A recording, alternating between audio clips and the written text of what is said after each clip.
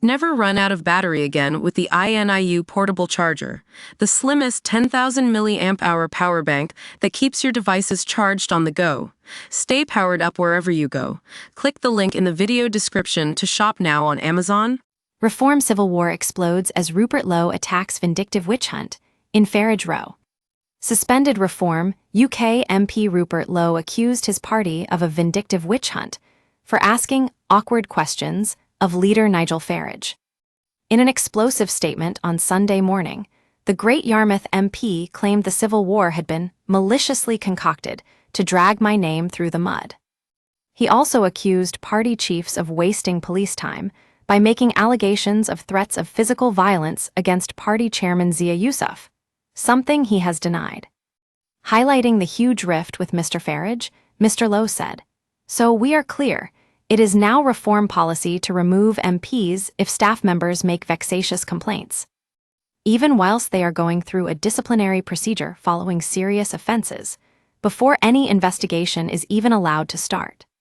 Do they want to go down this path, really? All of this and more is with my legal team. I will not tolerate these falsehoods. It is a vindictive witch hunt, all because I asked awkward questions of Nigel." Mr. Lowe told his followers on social media site X that he wanted to break down the reform statement about me in full. Mr. Lowe was reported to the police over allegations of threatening violence towards Mr. Yousaf. Reform also said it had received evidence of serious bullying and derogatory remarks made about women in the MP's offices, with two separate employees said to have made allegations. He said allegations that two female employees were bullied are not against me personally, but the office. Mr. Lowe claimed, "These allegations are not against me personally, but the office." Both of these employees only raised their complaints once disciplinary proceedings had started against both of them for serious offenses. They both admitted to these offenses, no complaints whatsoever before.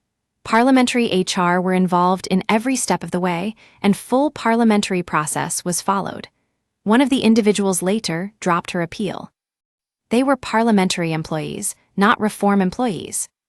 Addressing Chief Whip Lee Anderson and Mr. Yousaf's claim Reform UK had been provided with evidence of workplace bullying, including a reference to a perceived disability, Mr. Lowe said, "I did not make these remarks."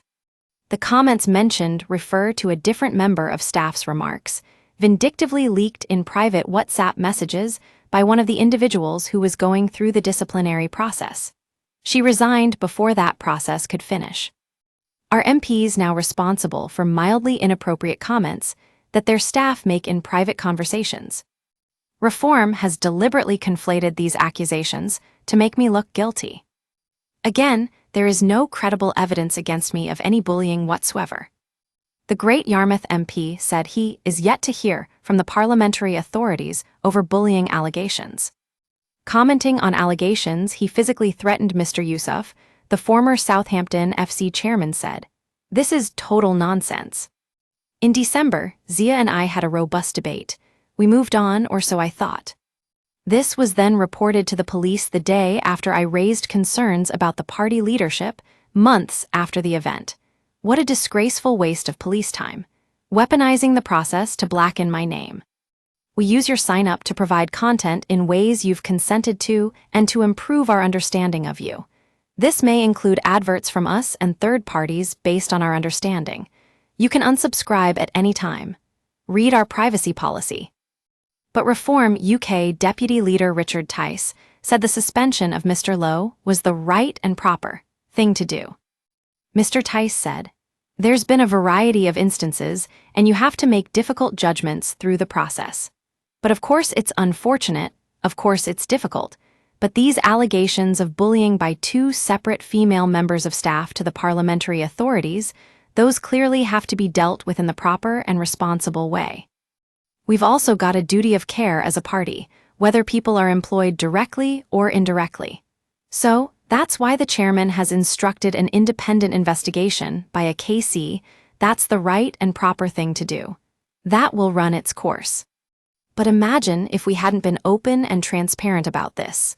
Imagine if we tried to brush it under the carpet and in some way cover it up, and then it came out at a future time. everyone would have been raging.